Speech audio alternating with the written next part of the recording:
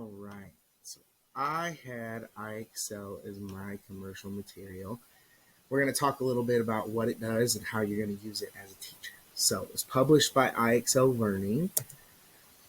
It's skill focus on math in my district, but it can be all core focuses. So you can purchase this out in different tiers.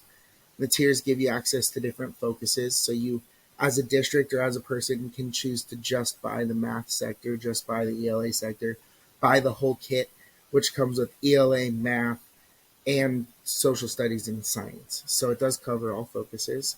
Target population is actually pre-K to 12, but most people aren't using it until kindergarten.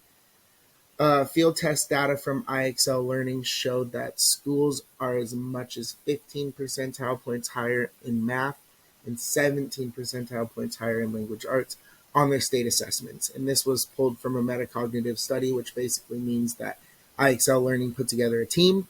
That team did research. It could have been done by surveying all state assessment scores and then surveying all states' engagement on the website and drawing a correlation between the two. There was no explanation of how this was found by the company, but this is what they claim. The cost is extremely hard to find. You must contact the company sales team. It's really geared up for an entire district to roll out to all staff, but you can purchase this individually. I think that's important to share. But because of the troubles I had trying to get a figure or a number, I don't think that it's extremely cost effective. Or you may just have to jump through some hoops to get to a company sales team and purchase it individually. So, characteristics related to teaching. Why would we use it to teach? The sequence, aligned by state standards and grade level, is pretty much perfect. It doesn't stray away from Common Core standards at all.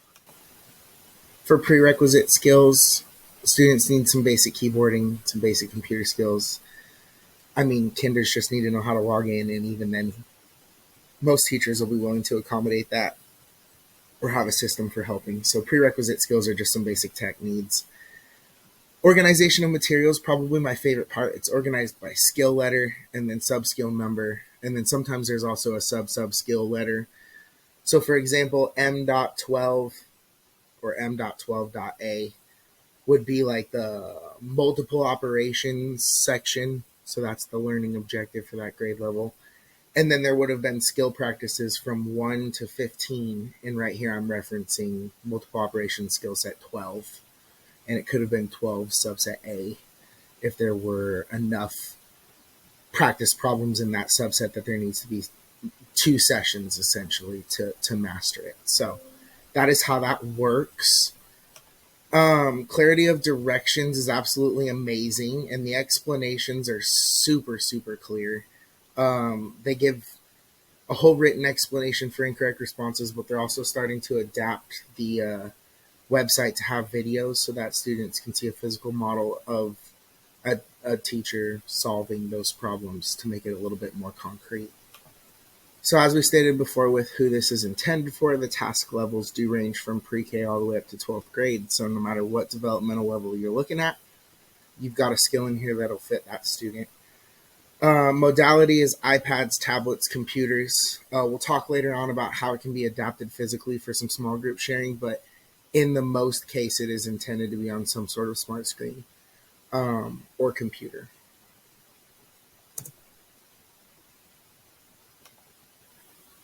The pace of content is self-paced through diagnostics, which is probably my favorite part. So the algorithm for this website is continuously assessing the student while it's engaging with the website. So the entire time the student is engaged in a skill, it is a formative assessment. It's tracking duration, it's tracking correct and incorrect responses, it's tracking just about everything, and then it distills that down into a summary for the student and the teacher. So it's self-paced. It's constantly thinking about where the student is and what they need out of the next question to be the most successful it can be in that mini lesson. Presentation mode, this is where we'll talk about it. It can be a small group. I've seen this done in 2 ways. You can take screenshots of the explanations and lessons that are given during one of those skill sets and then use those to teach a small group physically at a kiddie table or at an easel.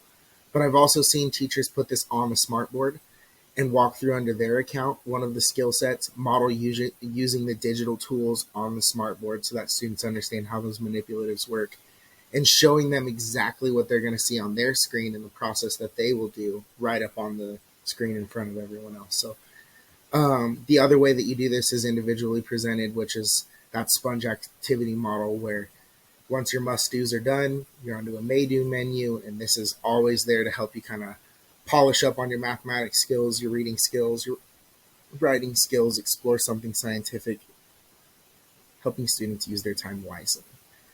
And effective teaching procedures is tracking the mastery of the physically in class. So this is just building a chart where you can kind of fill out physical bar graphs for each student as they fill those masteries, and then creating a token economy, which we'll talk about in a little bit, for the mastery of those skills. So why would the students want to use it? Characteristics related to the kiddos.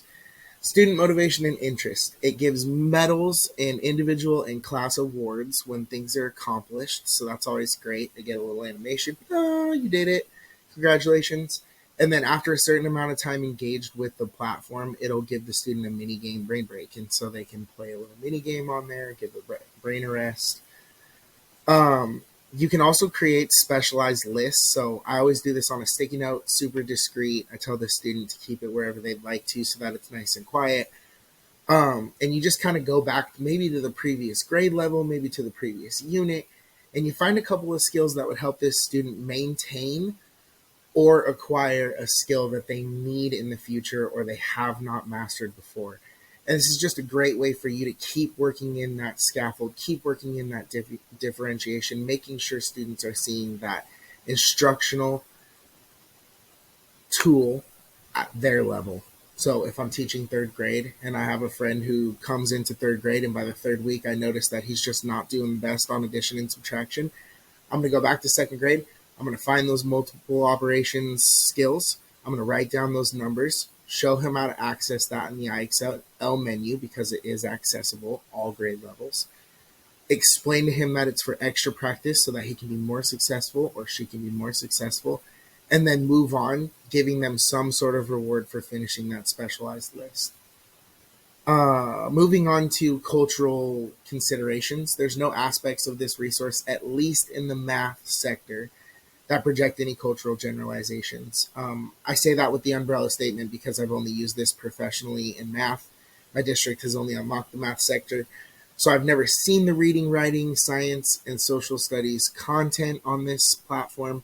There is a chance with those kind of focuses we step into things that are a little bit more generalized when it comes to culture and maybe something you want to watch out for. But as far as mathematics goes, they stay very far away from any personal generalizations, so it's not something to be worried about. Characteristics created to classroom related to classroom management. Ooh, we're talking quite a bit today. Data recording is absolutely awesome. Like I talked about, the algorithms constantly assessing the student, using formative to make sure that they're giving the student the just right content.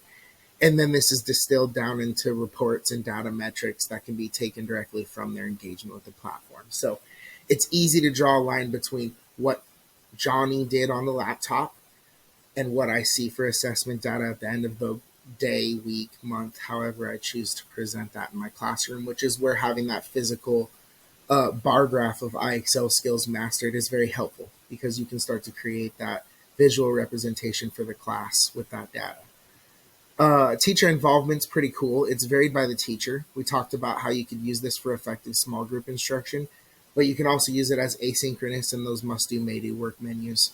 It's really up to you. So use it how you want it, you know? And then the last thing I want to talk about is the token economy. A lot of things that I've noticed in my district is teachers using a token economy like Class Dojo coupled with this resource because it's just not very individualized or personalized. You cannot make a character and build them and then earn points for them. It is just an award medal system, which can be very dry to some students. So I would recommend finding Class Dojo or some sort of classroom token economy that you like and using it alongside this platform. This is the more academic focused, and you can use that as the social driver. And as you do that, students begin to get a little bit more comfortable with working for a dojo point, and they learn that there's some delayed gratification there as well, which can be super helpful. So my professional reaction, despite not having a whole lot of the personalization, I love this research. I think that it is extremely helpful in data tracking.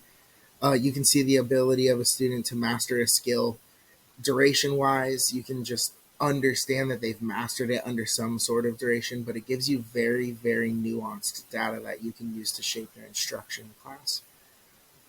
I also love that if they move on, if you tell them to master M.7 and they decide to keep going on to M.8, M.9, they're not actually getting off task or wasting any academic time. They're just moving themselves forward to the next core mathematic goal.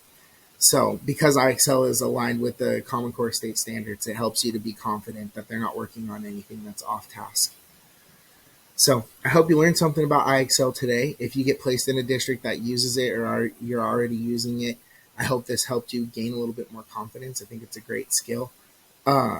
Maybe just look into how you're going to keep it so engaging that students want to use it for the whole 180-day school year. With that, I hope you guys have a wonderful, wonderful end of the quarter, and I will see all of you in the professional field.